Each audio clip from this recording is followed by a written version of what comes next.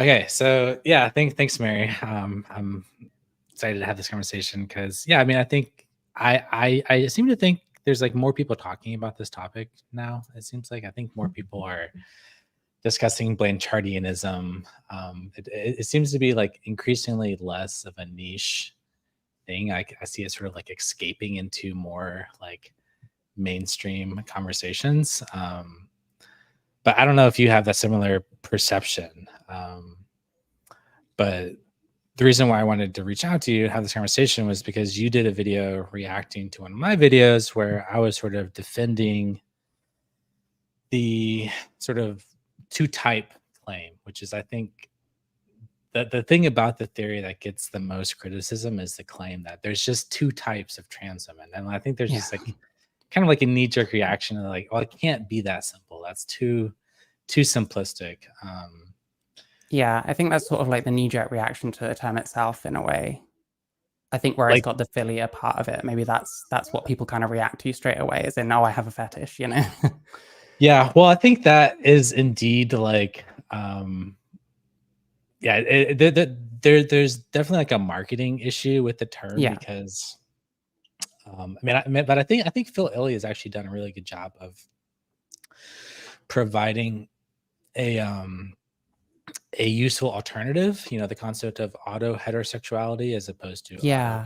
affiliate. Like it's more generic. I mean, I do think AGP versus AAP is like useful terminology once you sort of drill down into like male specific versus female specific like manifestations Yeah. of like that phenomena. But yeah, I mean, I do think people just like the term autogynephilia, just like it just sort of feels gross to people to say it. I think there's like Yeah.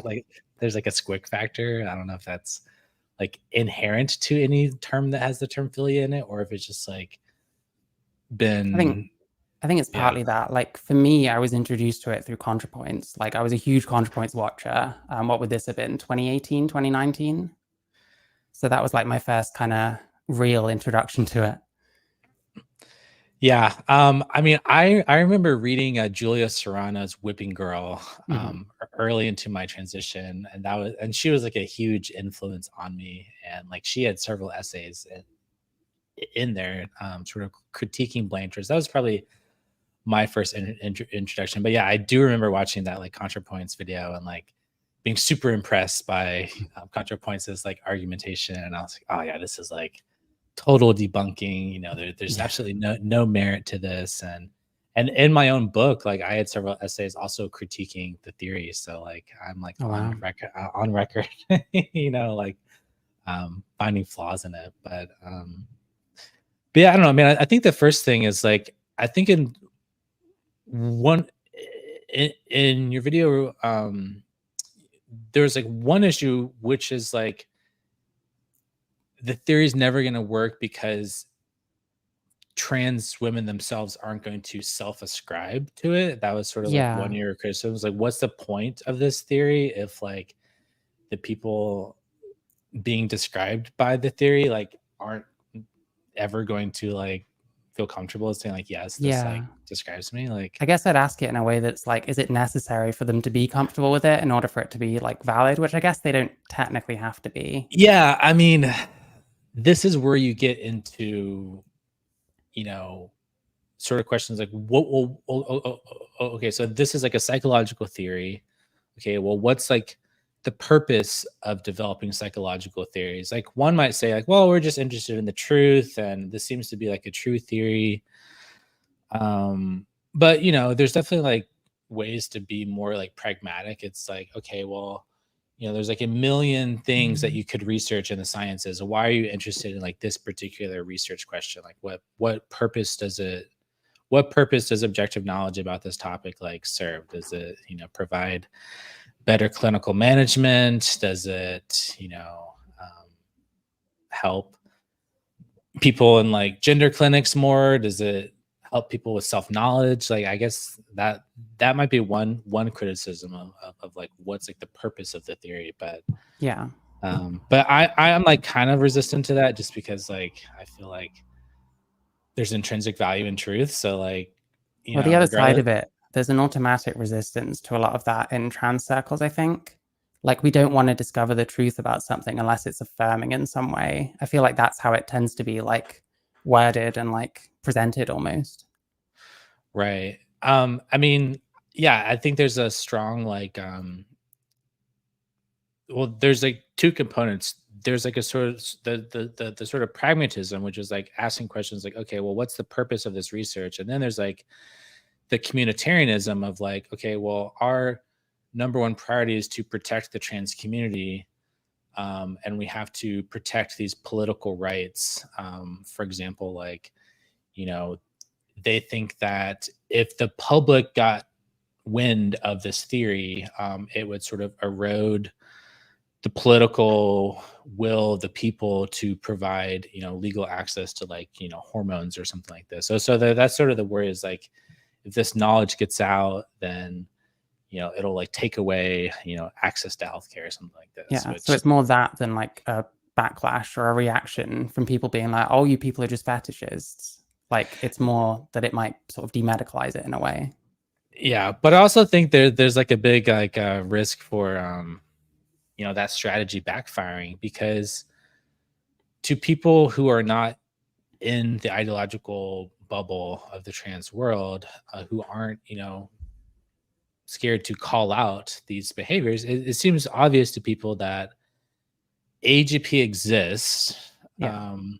So I think the trans community does itself a disservice, because there's numerous viral social media examples of people who clearly seem to be showcasing some like you know, deviance in their sexual behavior, or it's sort of like just obvious to people that that's like, you know, what's going on.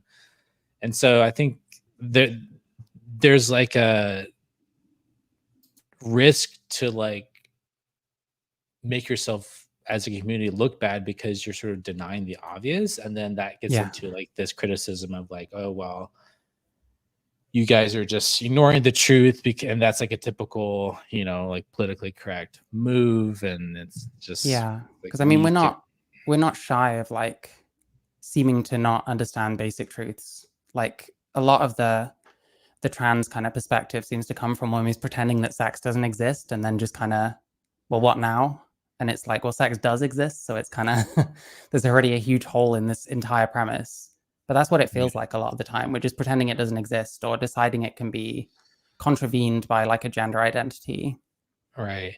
And then so I think there's increasingly more and more people, I think, for example, like Brianna Wu seems to Mm-hmm. like have recently said that like it's real, it exists, you know, AGP is real. And then there's like this sort of the additional claim, which is I think the more controversial one theoretically, which is that there's just the two types, going back to like that claim, like there's just two types of trans women. And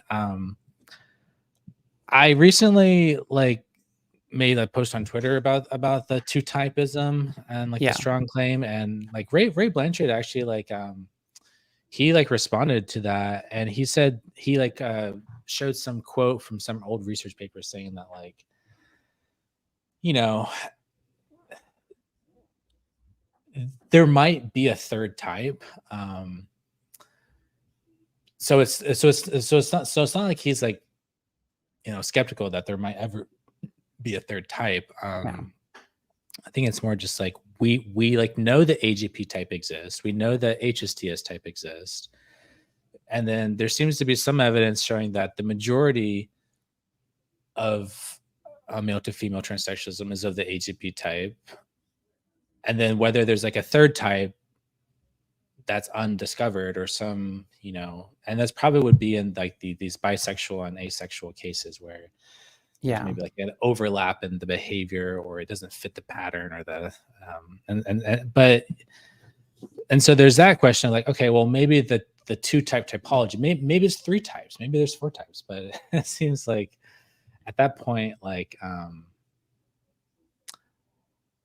yeah, it seems like we're just doing science, and which in terms of just like discovering more knowledge, and it's not like challenging the basic premise, Yeah. which I thinking more about like this phenomenon exists. Yeah, I mean, usually you can do science and it's not like a huge problem for a supposed entire demographic, I guess. Right. So one of the things that you mentioned in your video is that like you're just like skeptical of the strong two type Mhm. claim because you just feel like there's too many counter examples. Like you said, you yourself, you feel like you don't fit into the typology.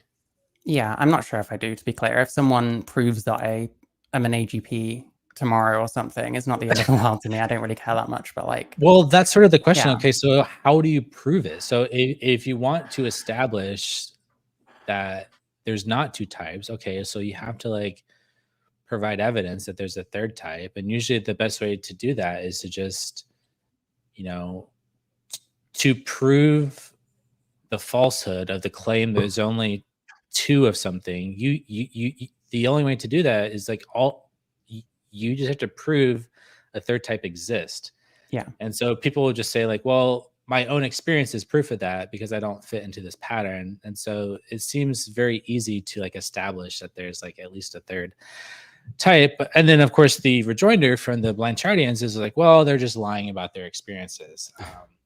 And so then the question is like, okay, so um, how do you sort of arbitrate that debate? You know, it seems like we're gonna get like hit like a dead end somehow, where it's like, yeah. you Well, I mean, know, we have in so many areas, right? I mean, what the people on one side want and what the people on the other side want are a complete stalemate a lot of the time.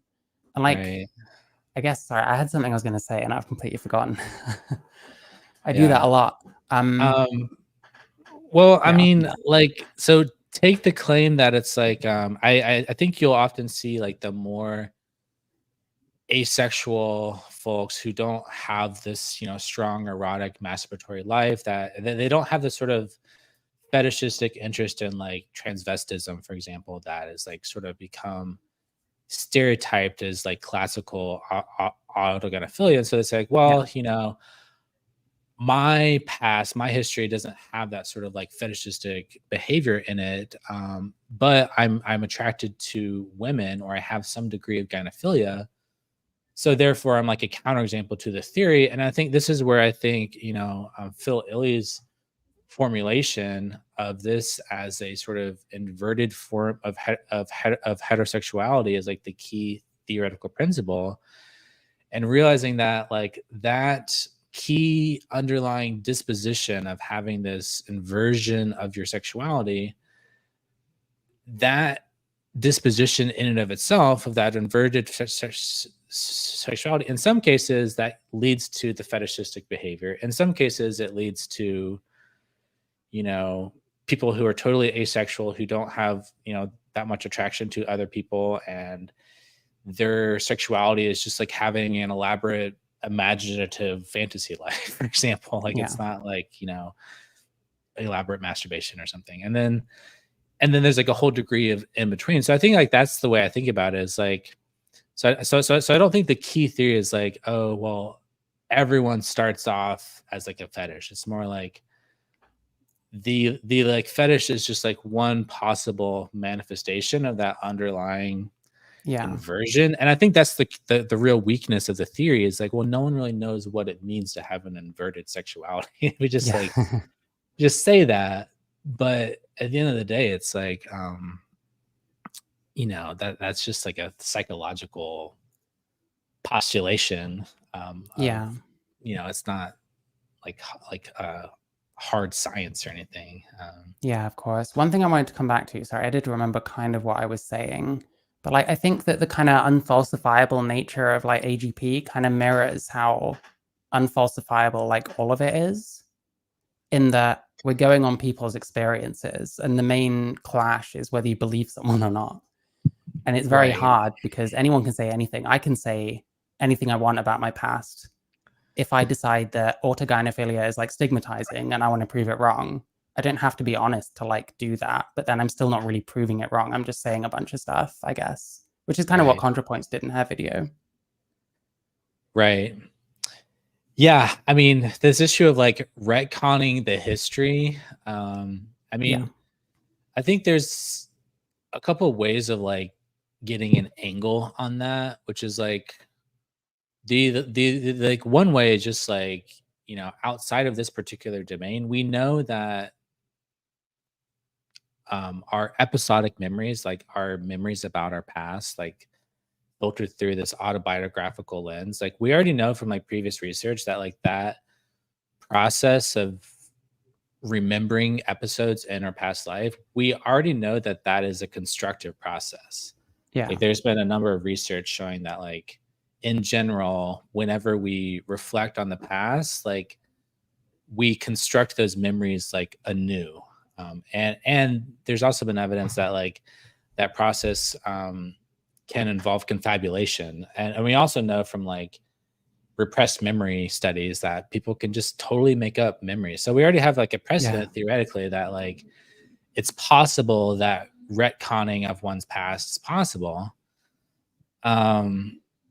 And then I think Blanchard had some research where this was like the main research that he used to sort of provide evidence for his retconning argument, which is that he asked some trans women, like, have you ever shown arousal to the thought of cross-dressing or something? And they were like, no. That's what they said. But then you hook them up to like a penis device or whatever, and then you have them read stories of like literotica of like cross-dressing, and then they get aroused. So it's like there seems to be a disconnect between saying something that's socially acceptable, or like doing it because there's a social motivation to say what's like acceptable, versus like unconsciously what's like happening. So I mean, I think that's like, I don't think that's like definitive or like it doesn't prove anything, but it's like it is like suggestive. Yeah. And I mean, like, I don't know, with trans stuff, I think the only real indicator as to how truthful someone's being is how like committed they are to it. Like if you see someone who just looks like yourself but is saying they're a trans woman still, people aren't going to believe them really because they just look like a guy, whereas someone who's been doing it for a lot of time and has been dressing a certain way for years, that's kind of the only way we can even begin to like tell who's like being real and who isn't. And even then it's not a very good indicator, I guess. Yeah, I mean, the sincerity of one's transition is, I don't feel like that's like really does anything theoretically. It doesn't like provide any additional like weight or like argument. But yeah, I mean, so going back to like, the claim of the typology, like I don't think the theory hangs on there only being two types. I think what I've heard people like Michael Bailey or Ray Blanchard said is like, well, is there evidence of a third type? Because there does seem to be strong evidence for the two types that they exist. We all seem to be aware, and we can point out examples, and it's been studied. And the question is like, okay, well, suppose there's like another pathway into trans identification. They postulate this like ROGD boy thing or whatever. And this, let's say like, well, it's usually these like, young, maybe like Asperger's are on the spectrum, and, they're, maybe delayed sexual development of some kind. And, they're very nerdy, high intelligence, very sensitive. They don't have like elaborate sexual libidos or anything like this. And so like, is that a third type, or is that just another way AGP manifest? And I mean, I don't know. Like, there's all sorts of places I guess you could look for like the beginnings of a third type. Like I don't know how much like stuff like autism is considered by someone like Blanchard, whether it's like really relevant or not. I don't think I'm not aware of like Blanchard really like saying too much about autism, but to me there's like a clear connection, because like it seems like the non-autistic AGPs are few and far between. Right. In like my experience, like I feel like I'm one of the rare non-autistic like Fair enough. AGPs, but I am I feel like I have like some degree of neurodivergence or Yeah, I'm sure everyone does. some atypicality, and then it's like, okay, well, what does it even mean to be like Yeah. atypical with your brain? There's lots of ways to be atypical with your brain. True. Yeah. Because I mean, I was going to ask whether you think it kind of correlates much, but I guess you think it does. Oh yeah, I If mean, definitely. AGP is kind of yeah. I mean, I think a lot of the like stereotypes, for example, like all the stereotypes about AGPs being like, computer programmers and stuff like this. That I think that's just like a straightforward like derivative of the correlation with like the more autistic archetype. But yeah, and in terms of like, well, why is that? Like, what's the explanation? I don't think anyone really knows. I've heard Phil Illy say something like autism involves differences in like self-processing. So like how you process information about yourself. Like there's like a greater depth to that Mhm. self-processing, like the layers of like in the neural net. It's like it just goes deeper and the layers of processing. And then AGP also seems to involve like self-processing in some way. So like that to me is like the connection, but like that's all I got. Yeah, fair enough. Yeah. One thing I wonder about a lot, and this might be a bit off topic, people kind of suggest that, someone like Blanchard is suggesting they know that person better than they know themselves. But like to me, it kind of seems like people don't know themselves as well as they think they do. But it's Yeah. the kind of thing I have no idea how to even begin like conveying that to someone, because I feel like if you tell someone that, they'll have the same reaction of like, how can you think you know me better than I do? Right. I mean, this is just one of those like things that's tricky. And yeah, I mean, maybe this is going back to that question of like, can a theory of psychology ever take off without that subjective like affirmation from the people meant to be described by the theory, saying like, Yeah. yes, this describes me? Because I think that's the reason why AGP kind of is still around as like a theoretical thing, is because Anne Lawrence wrote the book where like you had all these like you know transsexuals who self-identify with the theory and say like, yes, this theory describes my life. And then similarly, there's like the Ask AGP, subreddit, which is like I don't know, it's like up to like 5,000 people, Oh, wow.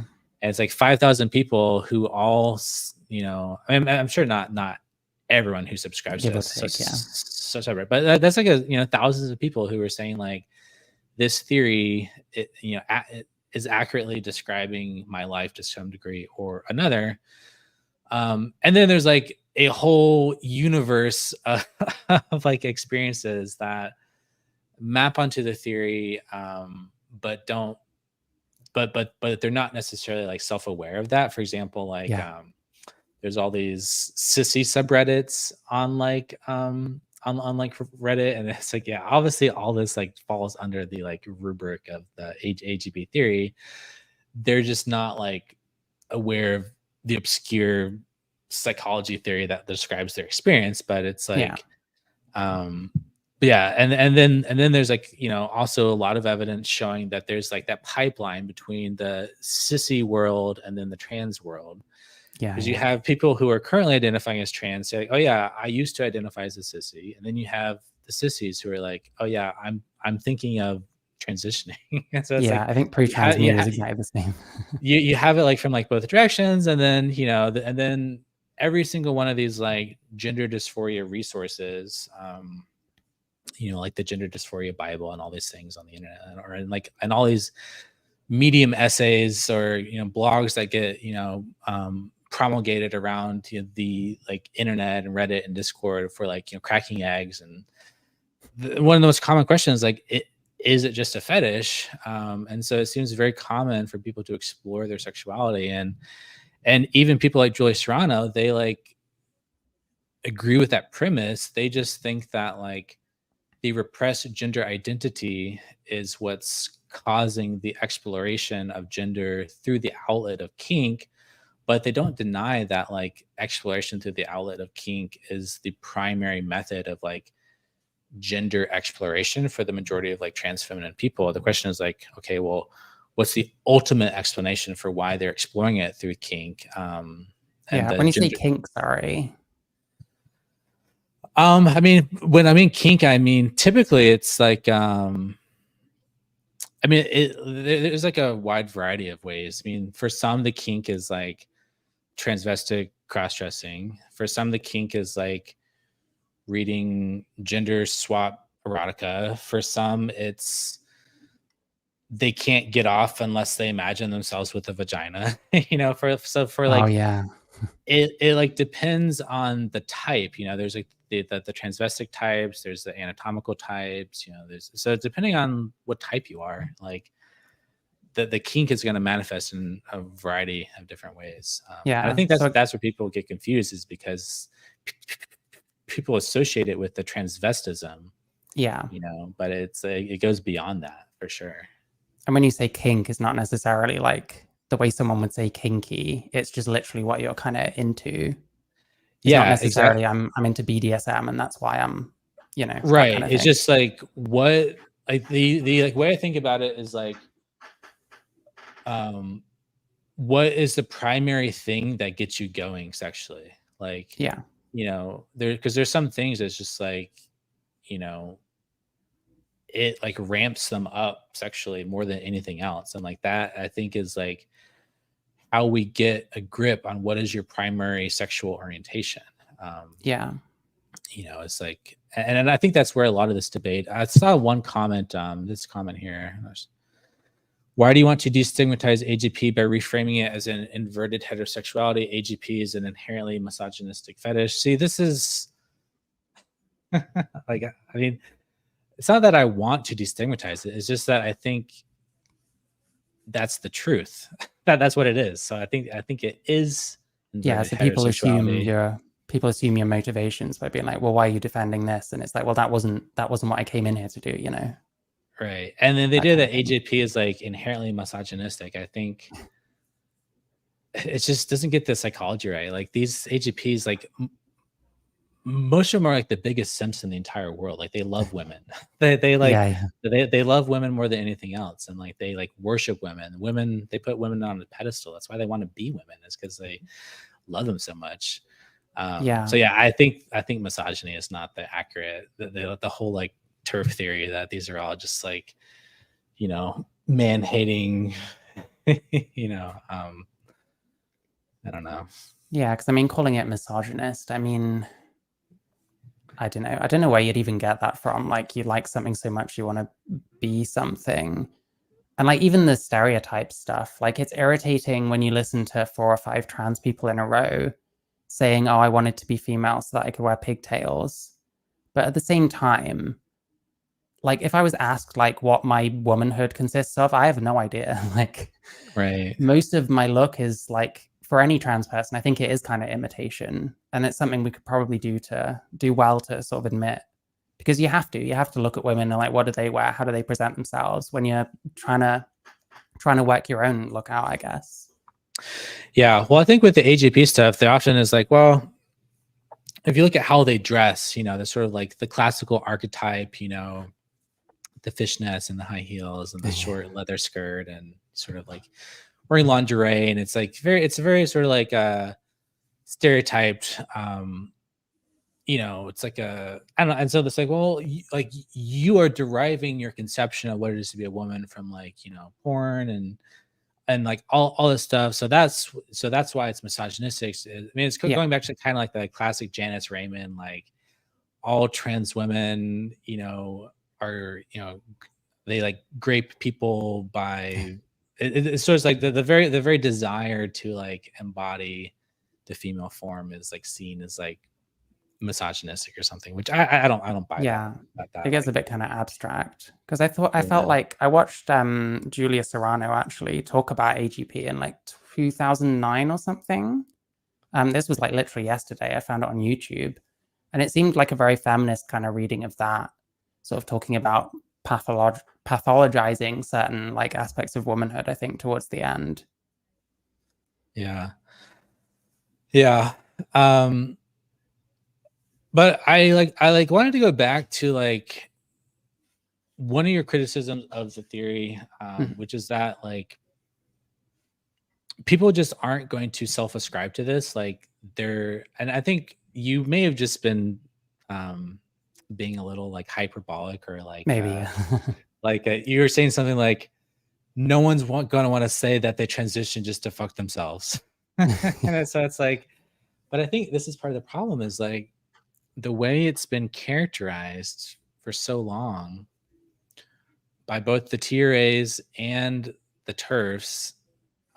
Yeah, of course, people aren't going to self ascribe to the theory when it becomes caricatured. And like, yeah, Yeah. and like no one wants to say that the entirety of their motivations for doing this big complicated social thing that they come out at work and it impacts your entire life. You Yeah. don't want your work colleagues, it's like not like you can post on your LinkedIn coming out national coming out day in my LinkedIn, I'm an autogynephile. It's like Yeah, of course. that's probably not gonna happen. So like Yeah. I feel like that's why the gender identity framework has become so dominant is just because it provides a social script that you can use in these like scenarios, like at work and talking to your parents or like any Yeah. sort of situation. It kind of feels like we're using like metaphorical language from about 5 years ago, but like literally nowadays. Like when I was starting my transition, if I was to say something like I identify as a woman, I don't actually know what that means to do. I don't think anyone does. Or like I feel like I was born in the wrong body. I wasn't actually born in the wrong body. But it's like we use these terms like fact now. Like that's actually how it works. Like my male body should be my condition because I'm actually a female or something. Right. But it feels like we've taken it like so far. And like when I watched the ContraPoints video, and in fact with her kind of videos when she was criticizing those kind of things in general, all she was really doing differently was just kind of admitting to certain things that yeah, she's a male and stuff like that, you know. Right. That's the main difference. Yeah, and I think if I recall correctly from that ContraPoints video, her like criticism was essentially, oh, this Blanchard stuff, it's pseudoscientific, blah blah blah, and the actual, the the professional medical consensus is that transgender identity is caused by gender dysphoria. But for a supposed critical thinker, she didn't ask the question. Okay, well, where does gender dysphoria come from, and like why Yeah. does it seem to show up in these different patterns? Because she admitted at the beginning, she was like, "Oh yeah, there's these two clusters, cluster A, cluster B." And upon first reflection, she's like, "Oh yeah, like I can slot all my friends into this like cluster." But then she's just like, "Oh yeah, well, like, I thought of some counterexamples." Well, just because there's a handful of counterexamples doesn't negate the original observation that like yes, things do tend to fall into these patterns. And the question is like, okay, well, why is that? Yeah. Like because it seems like just to say that gender dysphoria is caused by and the like only alternative theory is that it's like this brain mismatch theory, where it's like the somehow these sexually dimorphic areas of the brain are like female shifted, and that Yeah. female shift was what explains this incongruence. But yeah, I just don't feel like there's enough evidence for that theory. So Yeah. I've seen a bit, and it's. I mean, a lot of people say that human brains like vary so much anyway, so it's kind of hard to take much from it, I guess. right, But yeah, I mean the idea that there's like female versus male brains, I mean theoretically it's not that clean. Like it's more like there's like these mosaic of overlapping patterns of like yeah, dimorphism, and some areas are more dimorphic than others, and some areas like structurally they're the same. The only difference is like the male brains are bigger, so there's more volume, so there's like a sex difference, but it's a difference in like volume because males on general are just larger, so they have larger brains on average. But just because it's like a larger volume doesn't mean it's like at the computational level it's like computing difference. But then again, like neuroscience is like in its infancy, so maybe volumetric differences or could have some functional degree of change. But I mean, no one really knows. I feel like but to rest like the entire like theory, and I think that was the other thing with ContraPoint. Sort of like was like, well, why do we need this theory? It's like what's like the point of this of this theory? Do we need to know where gender dysphoria comes from in order to treat it, for example? And I would say yes. I do think knowing where gender dysphoria comes from is like helpful for its clinical management because, Yeah. for example, in like the female case, like if you knew that there's a social contagion element to one's gender dysphoria and you explored that therapeutically, then that might be clinically relevant information, that might impact, whether you want to get some irreversible surgery as a minor or something. Yeah, because it doesn't get taken very seriously, it feels like, on the trans side. The fact that you can make that kind of decision that you might be 12 years old, and then by 22, you might be like infertile or no longer able to breastfeed. And like, who knows how you're going to feel about that when you're like 27? Maybe you wanted kids, maybe you wanted to breastfeed, and so on. Right.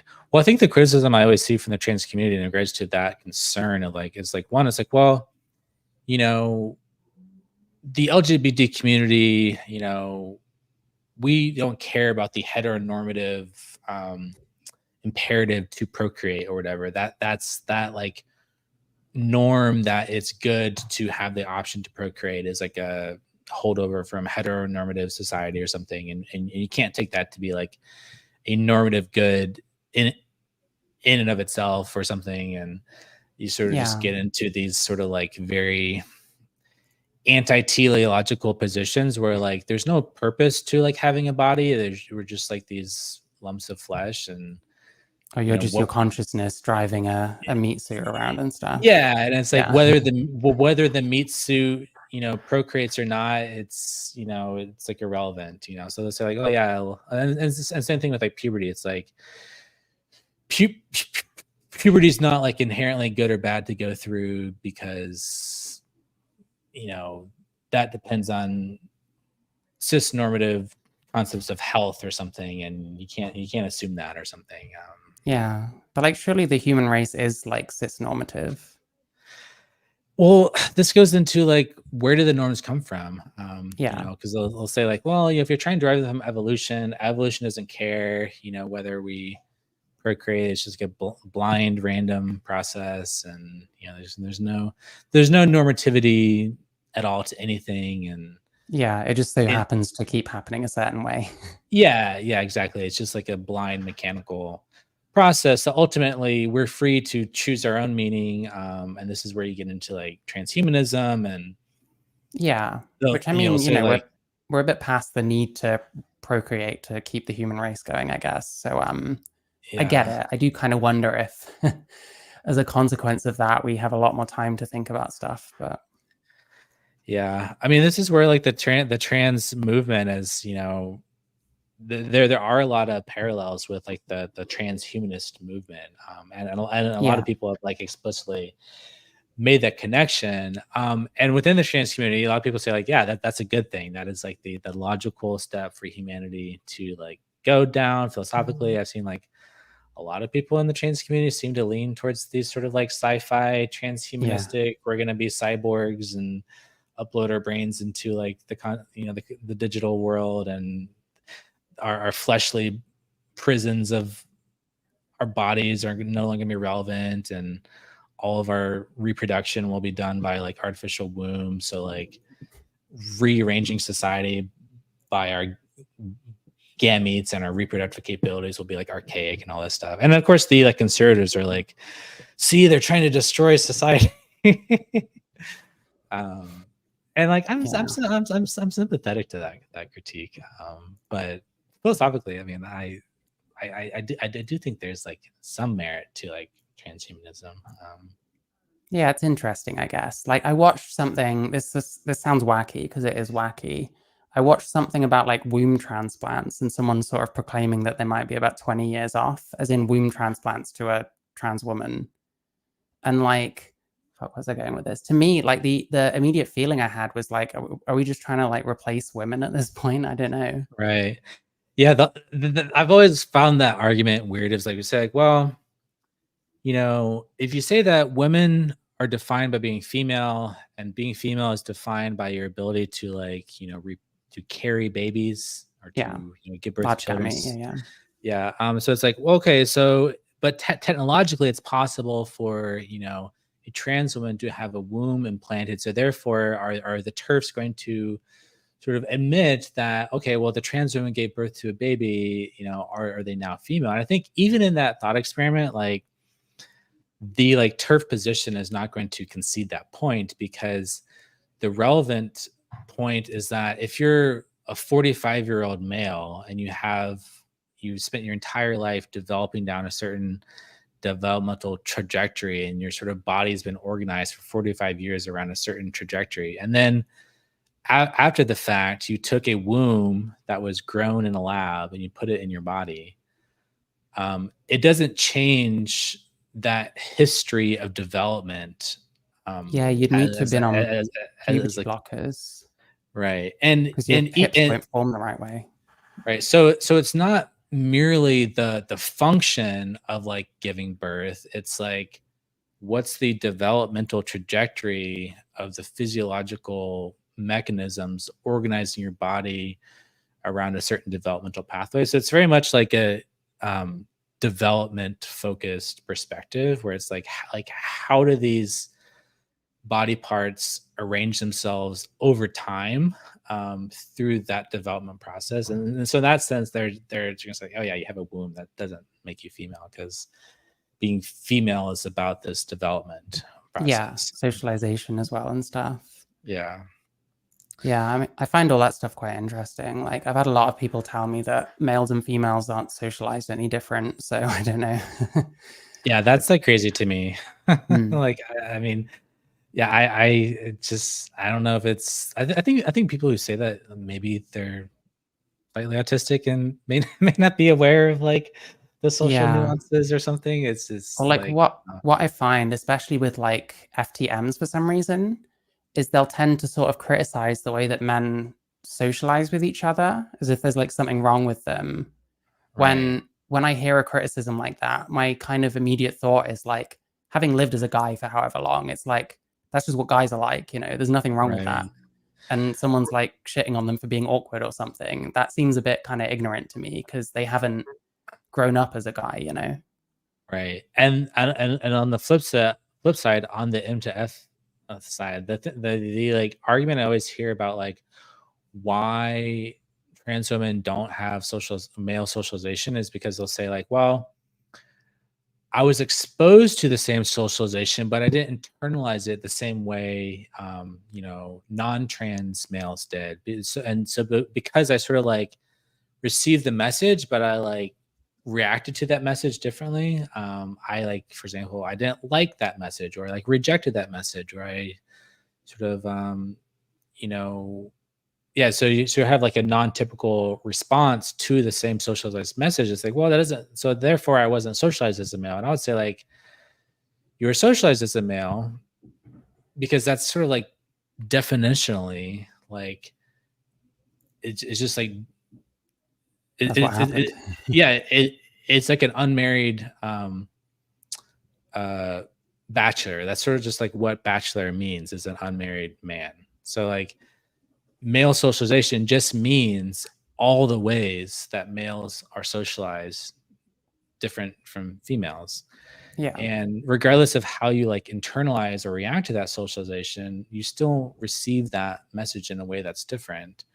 Yeah. Yeah. So you can be one of these like highly effeminate homosexual males who, yeah, like doesn't act like any other typical male. It doesn't mean you don't have male socialization, Yeah. because you'll never experience social pressures due to going through puberty as a female, for example.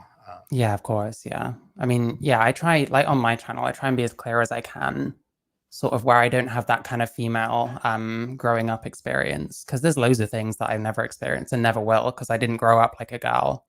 You know, Yeah. like you get the stereotype of like builders like wolf whistling at you when you're walking home from school and stuff. Like I'll never know what that's like, and it can't be pleasant, you know? Right. Yeah. And I think, you know, this is tricky because it's like, well, you know, there are some trans women who are extremely stealth, pass very, very well, and so they sort of are perceived to be female by society, and like, you know, 95% of their social existence. So say like, well, yeah, they're experiencing, you know, this female socialization, they're experiencing misogyny, they're experiencing these things, you know, that are purported to be part of the female experience. Like, you know, someone was like mansplaining to me, or someone was catcalling me, or, you know, I was, you know, experienced the male gaze or something like this. But I think we can account for that by saying that, like, if you mimic a category, or you imitate a category very well, yeah, you can experience like a degree of overlap in that experience without exhausting that experience. But we don't want to say that Yeah. like the overlap is what's definitive versus like the thing itself being female. And like you can imitate being female really well and like sort of experience that. But it's sort of like,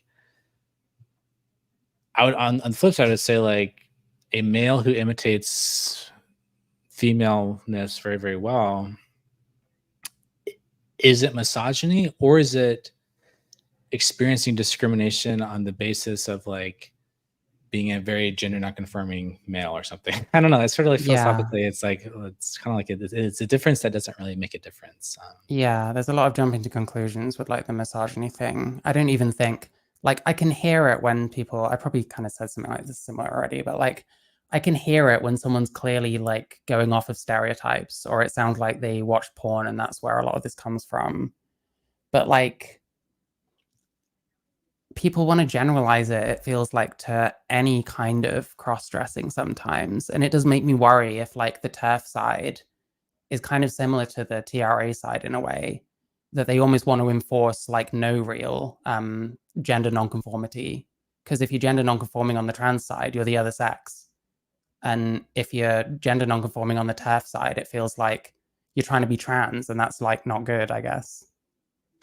So, so you're saying like, if you were from like the more turf position, you're being like, let's say you're male and you're being extremely gender not conforming, going down, let's say, a transition pathway, like you're saying they're not going to allow that type of gender not conforming because it's Well, it too feels much. like if I was just a guy and I looked exactly the same, would I potentially still get transphobia anyway, even if I was like, I'm just a guy, I just wear these clothes and have long hair? Like, I worry that I'd get the same kind of transphobia, because that was honestly one of the parts that made me transition, was feminizing myself to the point where people just thought I was trans anyway. Right. I mean, yeah, that's the sort of thing. It's like, you know, we've sort of developed a stereotype of what a trans woman looks like. And so now that the public is like aware of like that stereotype, like, you know, if someone looked, let's say you had a twin who looked identically to you, but for whatever reason they didn't identify as trans, they just said, I'm just a gender not conforming man. Like walking into Starbucks, like most people are going to think that's like a trans woman, because that's sort of, Yeah. we've just come to expect that. So yeah, I think we've are losing our grip on that category of a gender non-conforming man, even though you will hear the TRA sort of say, when they're doing their sort of like inclusive diversity umbrella type, you know, posturing, it's like, oh yeah, like we support drag queens and gender nonconformity and trans people, and they sort of like, they say they support gender nonconformity, but theoretically they also want people to assume pronouns in certain in like social scripts. I've seen like a number of trans women sort of push back on like they theming trans women. They'll say like, oh yeah, well, you should just assume that everyone who looks like a trans woman or looks trans feminine to some degree uses she her pronouns, because being they them'd as a binary trans woman is too triggering or whatever. It's sort of like they, yeah, I don't know. It's almost like it's like a weird I sort know of what you mean. Like, like I'm in the, two minds with it because, like, I'm just bad at remembering pronouns and stuff like that. But I find the only real way to try and not offend anyone is to just call everyone they. You know what I mean? Like, if they look like a right, gender person, just assume they're a they. Like, I would rather people assume that I was a she, but I'm past the point of really caring if people call me the wrong thing. But like, right. I don't know. It feels like they created the conditions for that. You know what I mean? Yeah. Um, yeah, it's tricky. I mean, like, I think ideally if I sort of was a philosopher king and just like waved my magic wand and like, impose my gender ideology on the populace, I would just simplify things. Um, but in a way, you can't ever really do that just because the trans population presents to such a degree of variety where, you Yeah. have degrees of possibility and, sort of you can't just wave a magic wand and like expect one answer. It's just like, oh yeah, we're everyone who looks and sounds like this, we're going to use this one social script, and everyone who looks and sounds like this, we're going to use this other social script, because inevitably there's going to be counterexamples. And it's whenever you're trying to figure out pragmatically how to deal with the counterexamples, these edge cases, that's where the rubber meets the road with like social policy and the reality of like transsexualism. Yeah. And then the question is like, okay, well, even if you banned transsexualism, like there's still millions of people who have medically transitioned to these large degrees. So it's like, how do they integrate into the society? And there's not really a good answer. Yeah. I mean, um, what I found, I kind of went through a whole arc, and my kind of positions have moved very slowly, very slightly right of where I was, if that makes sense. And like, I started off for a while, like arguing with like TERFs on like Twitter and stuff. And overwhelmingly, it felt like they want to make all these like prescriptions for society. But then you sort of say, well, there's still these people that are here that kind of need help in some way or another, like trans people. It's like they just want to disregard them. It's like those people aren't even human to them, yeah. if you know what I I mean. mean, I think I mean, there's sort of a tendency to stick to the realm of like idealism. And I think that's where a lot of like the conversation happens of like debating our utopia ideal society. And the turfs sort of have their own utopian vision of, Yeah. it's a perfectly sex segregated society. um and like everyone is in like one of two boxes, and all legal and social and pragmatic facilities, and it's all perfectly sex segregated with no exceptions, and we just sort of figure out how to make that work. Even though, So the men come out once a year to breed and then go back in their right. prisons, I guess. I don't know, I'm joking. Yeah. And and then people are sort of examples of like, well, what about um trans identified females who have been on testosterone for 20 years, and then now we get into questions like, you have to put like biology scanners on the doors. And I think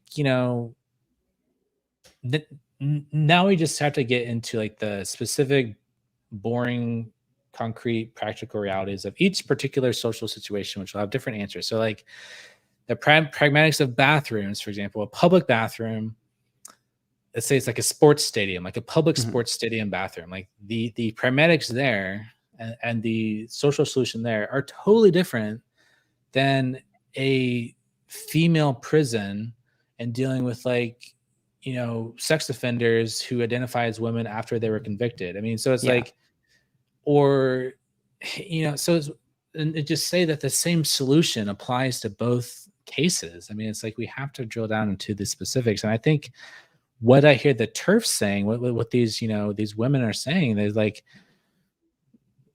we just want to like establish like the principle that there is like a difference that matters here in certain cases. Whereas I think Yeah. that trans activists, they don't want to even grant that point in the most extreme cases, like the prison case. They'll just want to take the ideological answer to the most extreme and apply it in every extreme situation, because they say, well, if you cede any ground, for example, on the sports issue, cede any ground on the sports thing, they'll feel like our whole political enterprise, garnering, rights for ourselves as transsexuals, it's going to go out the window, and somehow, but they don't want to compromise in anything.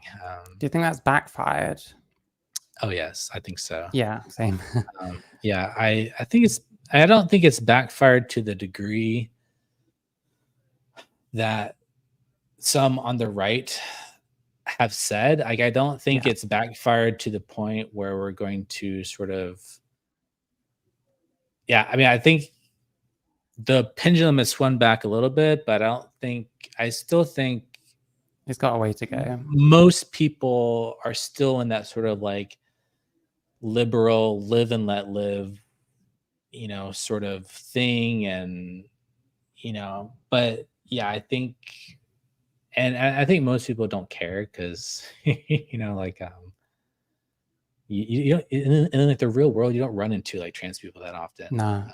They're It's one of those unique kind of really small in terms of the actual effect on the world it has cases that's just got massive amounts of like media coverage.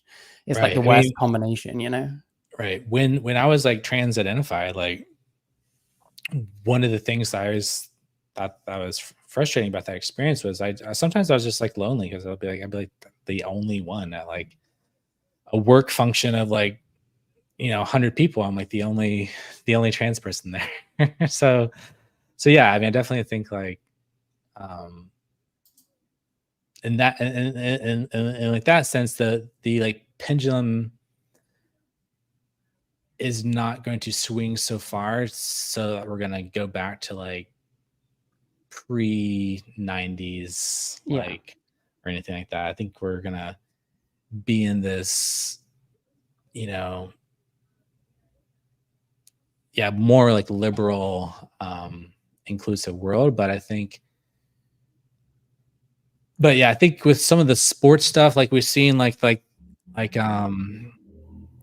what's the name? Like the Young Turks people, like there's like that pushback with Oh, Anna Kasparian. yeah, Yeah. her, and like uh Chank or Chank, Oh, Cenk Uygur. yeah, Uygur. I like can't remember. yeah, like he was pushing back on like the sports thing. So I think like on some of these topics, like that's where I think the wedge gets inserted, is like where there's consensus and common sense, and then like as soon as the trans agenda violates that like consensus, that's when people like but I think right now we're at the point where like we're working at the norms in society, like how much you can push back on certain things while still maintaining your like status within your social circle. Just for example, like dating. Like I think people underestimate the degree to which a lot of people's opinions on these sorts of topics are determined based on people's desires to stay within good standing within the dating circles that they're trying to operate in. Which is Yeah. why like people in the progressive world on their dating profiles, at the bottom of their profiles, they put in like BLM, ACAB, Oh my Free God. Yeah. Palestine, no turfs, no swerves. They like put in like all the requisite like statements because Yeah. It's like a they signal to each other. yeah, and so And it's it's all just interesting like that it's all like white queer people, like putting BLM on there. It's been a right. while since BLM has had a big kind of thing. So it's interesting seeing it moonlight on like dating profiles of white queer people. Oh yeah. So it's like so I think we can't underestimate that like social element to all this, in terms of like a lot of it's not about like debates and arguments and stuff like that. Yeah. It's like a social virtue signaling. It's like, how do we get moral status in our in groups to say like, I'm a moral person and I, am in the right social standing or whatever. Yeah, it kind of feels like a lot of people, all they have to do is say what trans people want to hear, and that's literally it. Like, just be nice to a trans person, and then you're in. It kind of feels. Yeah. And I think part of it is like, I mean, I don't know. I think there's a wide variety of reasons why the trans population has gained its social cachet. I think it's like tempting for people on like the more right wing side of things or the more like turfy side of things too, to like develop these like elaborate conspiracy theories about like they're very like top down conspiracy theories about like the insurance industry or these like billionaire AGPs or like like the Plitzker family, Pritzker, I think, I'm not is like, sure. yeah, it was like some political dynasty here in the US, and one of them is like a billionaire AGP who's like funded a lot of like trans activism and Are stuff. they And like a Soros kind of figure, I guess? yeah, it's like definitely like a Soros, like I think it's like the one of them, like the trans woman's like brother or cousin or something is like the governor of Illinois, like, or was like Oh wow. Governor Pritzker. And so yeah, it's like a pharmaceutical money. And so I mean, the long story short is like pe- people in the turf world say like follow the money, and they develop these like big conspiracy theories about how the modern transgender movement is like a transhumanist medical conspiracy purely driven by top-down activist billionaires. I mean, Yeah. there's like definitely some like things that are alarming about some of these things, but like I think it's very tempting to sort of come up with this like grand narrative of like why we're all obsessed with like trans stuff. Like Yeah. Well, I don't know. I mean, it sells. I mean, you've got all yeah. these ridiculous looking men wearing all sorts of stuff. You slap that on the front of your paper, you're probably going to sell a lot of them, Yeah. Well, Sometimes I it's that mean, simple, I think. I have plenty of criticisms of like Julia Serrano, but one concept from her book Whipping Girl I do think actually is like true is she talked about this phenomenon called ephimophobia, which is like this irrational oversized reaction that society has to like the phenomenon of like males feminizing themselves. Yeah, Like yeah, there's just it was like Jerry Springer, like it's just there's something about that like process of a male feminizing themselves that is like sensational, or it's like it's just like you don't see, and there's like an asymmetry such that the female masculizing themselves doesn't quite garner their same sensation in the yeah, media or like culturally, or like it doesn't register the same like emotional visceral response, I think, too, which the same thing with like like a lot of guys love lesbians, but like two guys kissing like gives them the ick factor or something. I think it's like a similar sort of like um thing. Do you think it's ever like fear of being gay?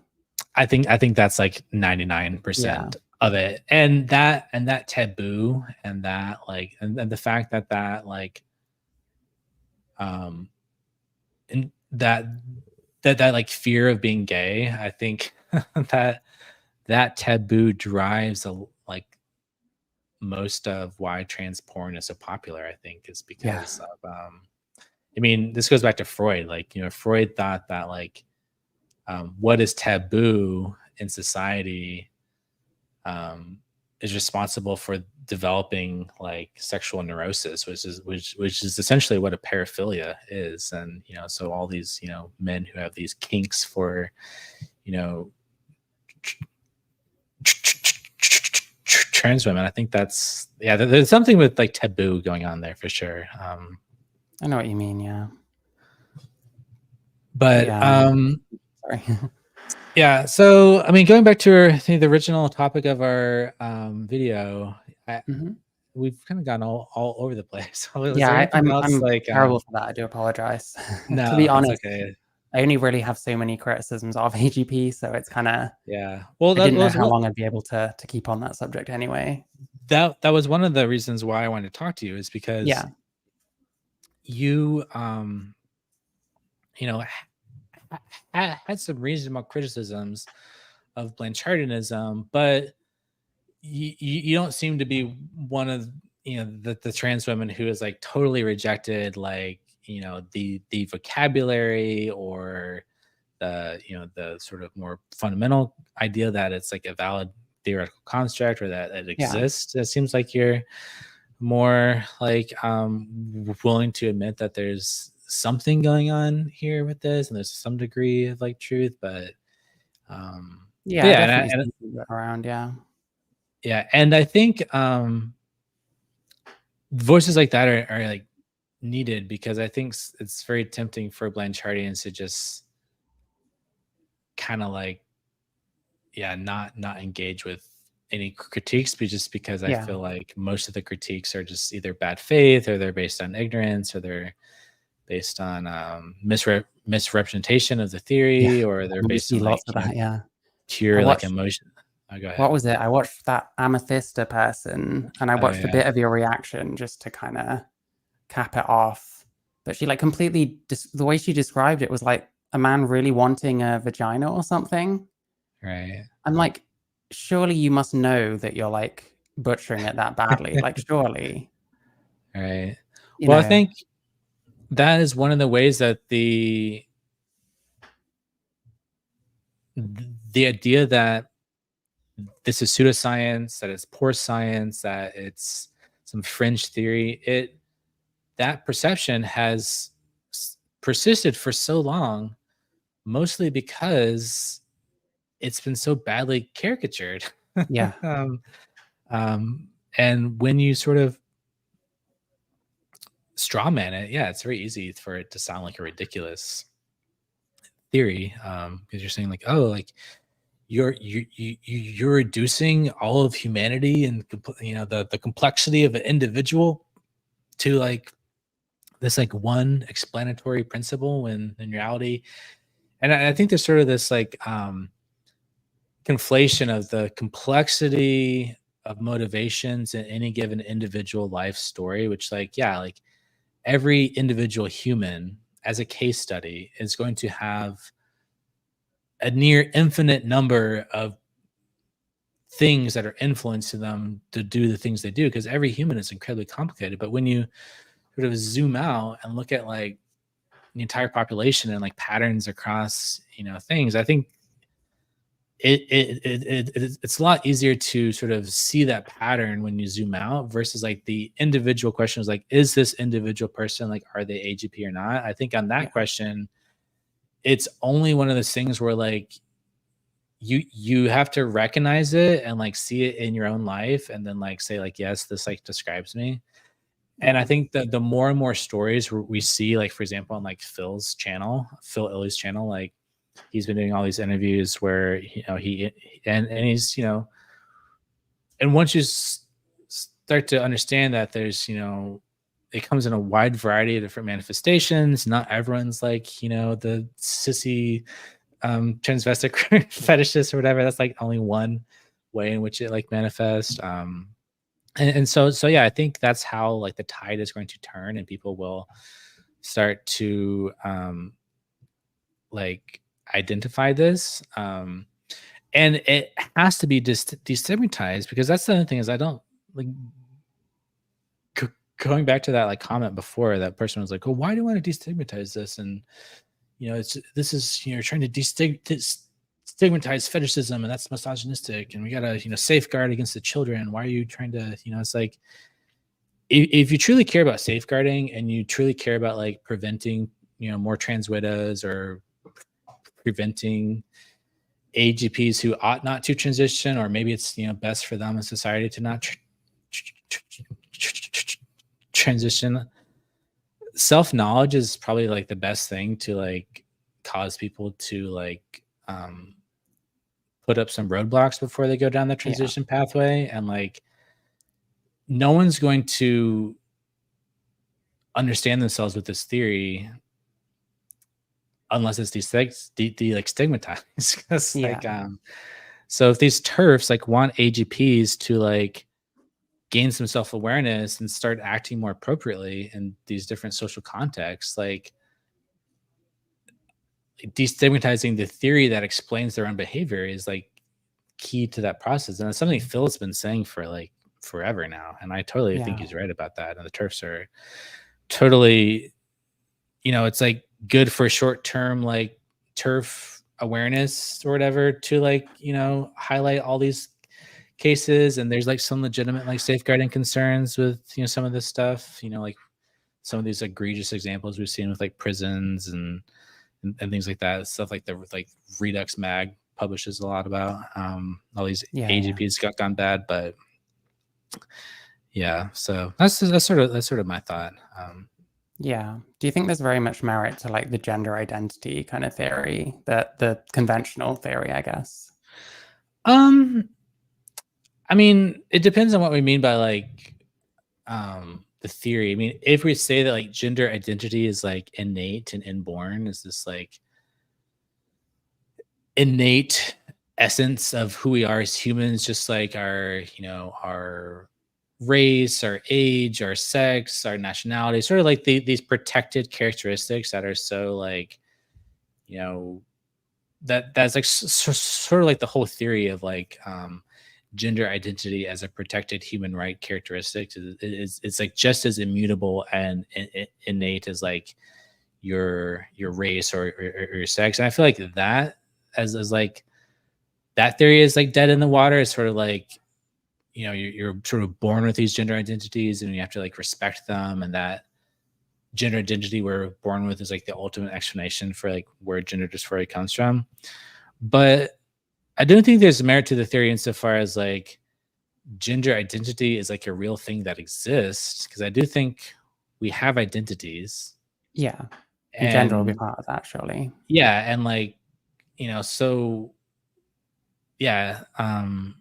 so I think the question is like, how do these identities develop over time, psychologically? And like, I think that's, like there's different models for how that happens. So like the gender identity for like an adolescent teenage female with little to no body dysmorphia and autism and the history of sexual trauma, like how that gender identity develops is going to be very, very different from how the gender identity of like incredibly autoandrophobic AGP male who like has like anatomical AGP and wants a vagina.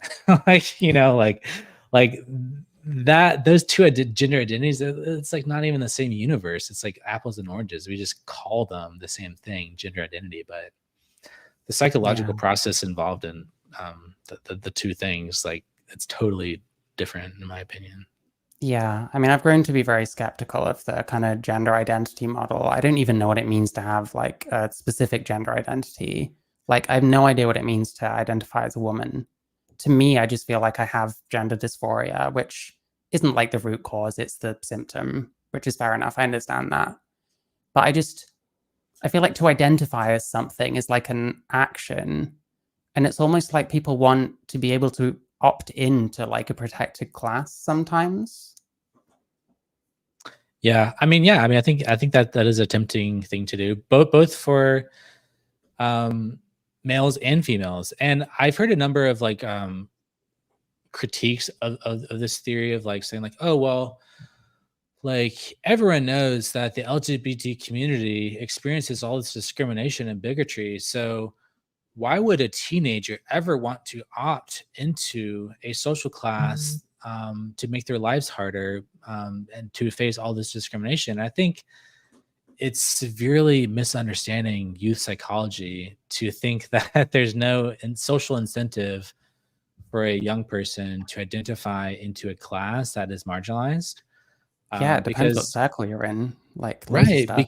Because at school maybe the queer kids do get ostracized. Like maybe like the LGBT clique is not the jocks, they're not the cool kids, they're not the coolest kids at school, and maybe they get beat up or made fun of or something. But within the LGBT community, like there is a social hierarchy, and also there's community and belonging and meaning and purpose, and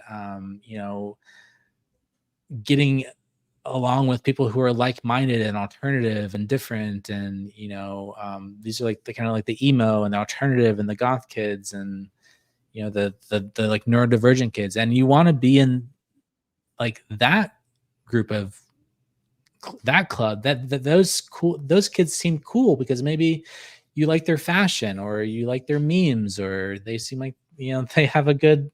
So yeah, so I think to like say that there's no incentive to like identify into an oppressed group, when you identify as oppressed, you get immediately plugged into a political struggle. You go to pride events, and now your life has purpose and meaning because you're plugged into something larger than yourself, which is what religion and politics used to be about. That was like the function socially, is to provide social cohesion and to provide a social narrative so that people can get plugged into a sense of meaning and purpose. So yeah, so to me, the incentives are clear. Yeah, same. Like, I can't believe people don't. I mean, I can believe people don't think of stuff like that because it seems advantageous to say people can't possibly want to be trans. They have to feel it within themselves or something. But like, it should be undeniable. I mean, I've met people that were cisgender, and then all of a sudden, when it got trendy, they're like identifying as non-binary and therefore trans. And it's like, now apparently I'm trans, and so is this person who has changed nothing about themselves and isn't going to, and is just a woman going by he, they pronouns. Right. I Yeah. always found that strange. When like you start having like, people within these like, the university world or the NGO world or like the corporate DEI world, and they're sort of like that, female who just puts the she, they, and otherwise is like, totally non-dysphoric and dresses feminine. And yeah, it's like at that point, like we're dealing with virtue signaling and social justice, and a sort of an ideological feminist rejection of like, it's like supposed to be like a statement of like fighting the gender binary, and the gender binary is connected to cis heteronormative patriarchy, white supremacy. And so to fight the gender non-binary, you sort of fight the patriarchal expectations of the gender system, and to fight that, you sort of reject the binary. And to reject the binary, you sort of you are they them or something. So it's like so yeah, I mean, I like I've known people like this. I've like dated people like this who Did you know a yeah, lot more like trans people when you were trans, or not so much? Not so much. I mean, I know of them. I mean, I'm like still Facebook friends with like half the trans community here in my hometown, in my local town, but I was never like that close with the local trans community. Like after the first couple years where I was like plugged into like local support groups and stuff, like I kind of just lived my life. I was more so like just like online discourse and stuff. But yeah, I was never like super involved in like the local trans scene here.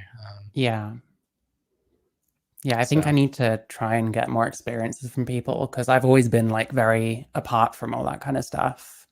Like communities and stuff I just haven't really had, and I've kind of done stuff on my own, and like the friends I make are usually just kind of guys or like women or whatever. Yeah. Well, it seems like from the videos that you've been making, like it's sort of like you're like pushback to like modern gender ideology. It seems like you're not making a lot of friends in the trans community, probably. No, I mean, like I used to try, and for years I like kind of played the game, and like I'd see all this different stuff that friends of mine that were trans would post and think that this is the dumbest thing I've ever heard in my life, but I won't say anything because, I can accept people having different opinions to me on stuff. But then, like, whenever I voiced any kind of opinion about trans stuff, it was like suddenly that was beyond the pale. It got really frustrating. I don't know. So like Yeah. this is like built over years and years. Like when I started my channel, it's because I was like completely broken by all this shit, you know. So it's Yeah. kind of the vitriol was kind of building up for a long time. And I do need to try and scale it back a bit, I think. I don't wanna be the AVGN in every video, you know, but Yeah. yeah, I don't know. It's very seat of my pants kind of thing. So Yeah, well, it's good. I think it's it's good to have alternative voices, even though I think historically those voices have been like totally suppressed within the trans yeah. community to the point of like not being platformed at all, or just you couldn't even share these opinions on like Twitter until Elon bought it. You'd get Yeah. instantly banned off of like Twitter for even talking about half the things we talked about today would get you Yeah, it's like crazy. would like violate community guidelines for like Yeah. Twitter until very recently. So people like forget that, and And like what groups does that work for apart from trans, you know? Like we have a lot of special privilege when we think about it. yeah, for sure. Well, I think that was pretty much all I wanted to talk about with Yeah. the two types of transgender. I think we covered like various aspects of Yeah. venture pretty well. I'm actually gonna get some lunch because I have not eaten anything Oh, today. fair enough. Yeah. Don't let me stop you. So I can usually stick around for as short or as long as needed. So yeah. So okay. Well, this has been nice. yeah, good talking to you. Thanks for chatting, and yeah, Yeah, maybe yeah. we should do this again sometime. Yeah, totally. Yeah, just drop me a message. Whenever, really. I don't know. Okay. All Cool. right. All right. Have a See you good later. one. Bye. All right. Bye.